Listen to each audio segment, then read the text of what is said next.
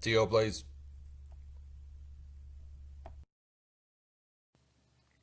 Hey there, this is Tio bringing you another Kerbal Space Program video from my career mode demo series. Picking up where I left off last time, I've been building up towards putting a satellite into orbit, or going to Minmus, or building a orbital space station, a lot of fun things like that. And I decided I would tackle a satellite in my next mission, and more specifically, I'm going to put a satellite in orbit of Minmus. So here you see I'm working with my usual Mun lander because I like the bottom staging.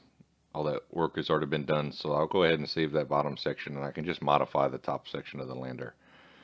And there you see I've added a fairing, so I can add a payload under my my command module.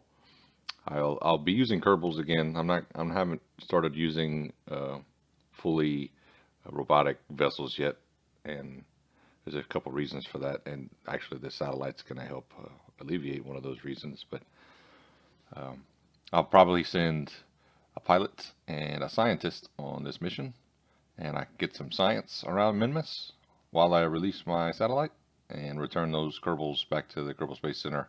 They'll get some experience for the mission, and we'll get all those good science points so that I can get some bigger, better parts for my space station and my other missions that I plan to do. So here you see I'm constructing a satellite. Satellite needs a few basic components. The main being a probe core, something to control the vessel. I guess each probe core is a little different. Some of them have more built-in electric charge and or reaction wheels and things like that. So depending on the probe core you go with, you'll need a few other external accessories. In this case, I added 2 batteries and some solar panels. A good satellite will definitely need a source of power, preferably reliable power. I think one of the more reliable sources is an RTG, but when you're transmitting science, especially from further distances, RTGs can't replenish your power usage very well. So you need a lot of batteries depending on how much you plan to transmit. And you also might consider solar panels, which is what I typically use because I guess, number one, they look more authentic, and they're reliable in the sun. They're not reliable, obviously, when your craft is behind the planet, blocked by the planet, and they can't see the sun. They don't have line of sight with the soul. But so yeah, that was my basic satellite build. Here you see I'm reverting my launch because I realized I didn't put a reaction wheel on my satellite, which is something I would like to have, so you're not having to use the thruster, the small engine to move around. I'm also going to rename a vessel because I forgot to rename it from my Mun lander. So this is my Minmus Sat number 1. So it's basically like the Mun craft, except I think I would have taken my landing legs off. I don't plan to land on Minmus until I get a contract to do so. And here you see I'm moving my stages around, make sure my stages are set correctly, and I'll hopefully speed through the launch for you guys. So like I said, I did send Jeb and Bob, a scientist and a pilot. So my scientist is going to allow me to reset my science experiments around Minmus, get the maximum amount of science possible back from Minmus. So the ascent's pretty standard. There you see the asparagus stagings doing its thing. Most efficient way to get into orbit. And the delta V requirements to get to Minmus compared to the Mun are fairly similar. Basically, if you can land on the Mun, then you can definitely pass by Minmus, if not orbit, if not land on Minmus, depending on the design of your craft. One thing to consider: Minmus is inclined. The orbit of Minmus is inclined compared to the Mun and Kerbin. So unless you plan your transfer precisely where you're gonna cross the orbit of Minmus at the point where the orbit's inclinations match, then you're going to have to do an inclination change. So there's a way to rendezvous with Minmus without doing an inclination change. It just takes a little more planning. So typically I'll force the rendezvous by changing my inclination, which you'll see here in a second. So yeah, I'm in a nice high orbit around 100 kilometers, which I guess you could consider low orbit technically.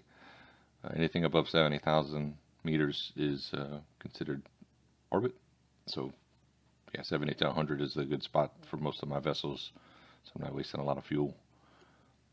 And there I've done my inclination change. So now my inclination matches with Minmus. And now I can do a burn around where Minmus is at the horizon. And I'm just going to bring my periapsis in nice and low. Minmus has no atmosphere. And you can safely probably bring your periapsis within 10 kilometers, I would guess. At some point, though, the game doesn't allow you to do time warp, and you don't want to hit any mountains or peaks on Minmus, so 10 or more kilometers is probably a safe bet. And there you see I'm setting up all my science experiments. I'm pinning them to my desktop so that I can quickly run those experiments when I get to Minmus. I'm also still doing my burn, so I've got looks like what, 30 so seconds left in this burn.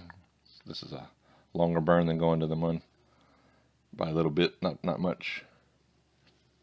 So setting up my encounter with Minmus. I don't plan to land. My goal is to pass by, and I'll definitely want to orbit Minmus, considering how much fuel I've got left. If I needed to, I could release my satellite now.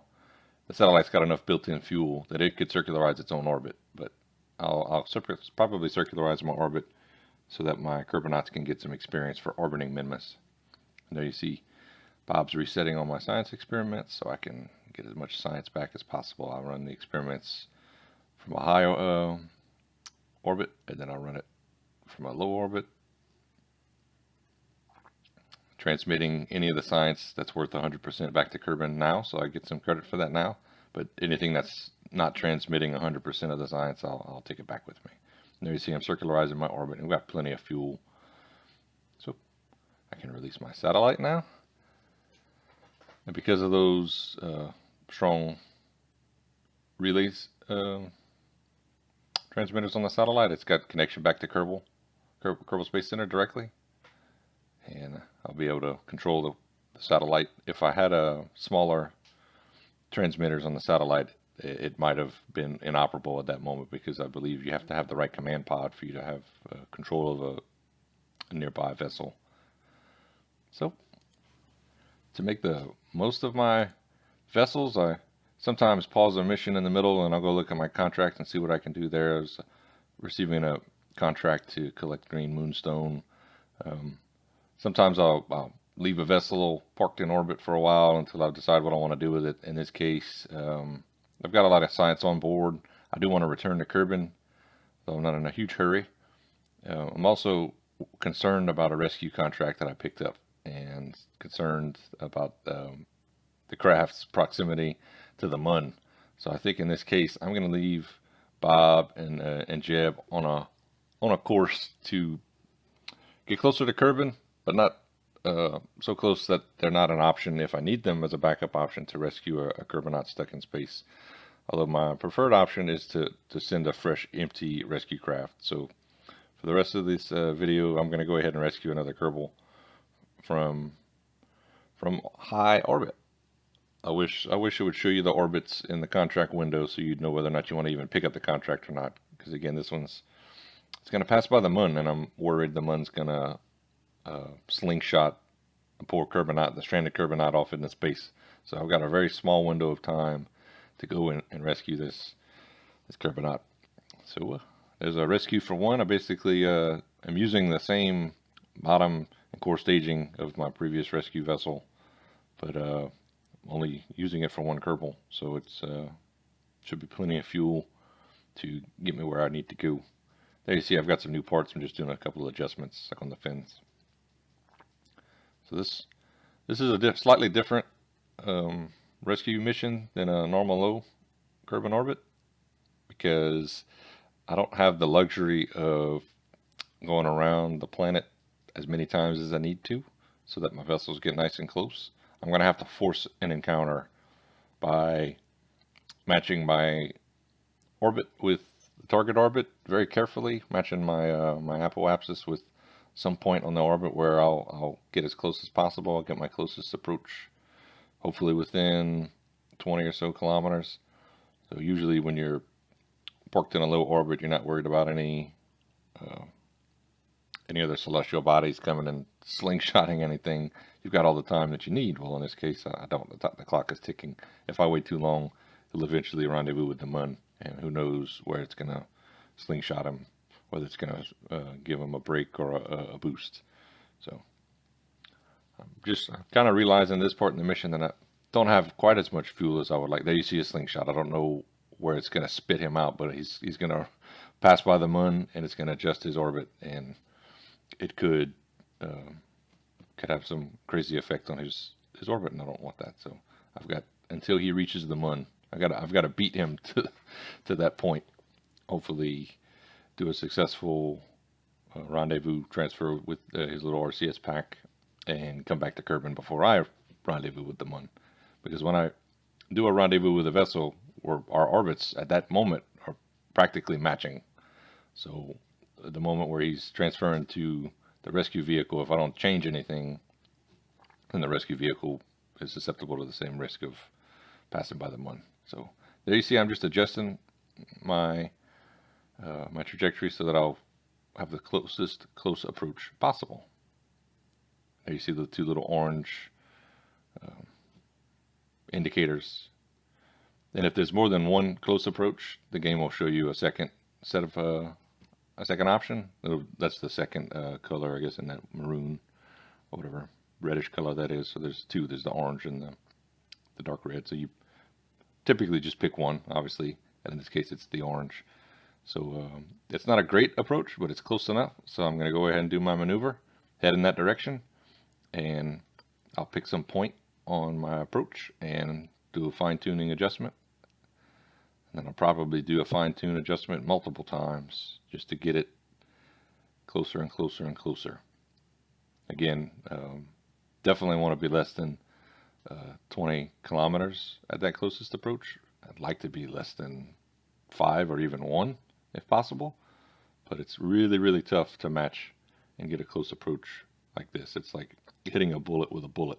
So long as I can get within 10 or 5 kilometers of the target at the closest approach, once I get to that point in space, I can burn way less efficiently, but for very smaller amounts, so it's not so bad.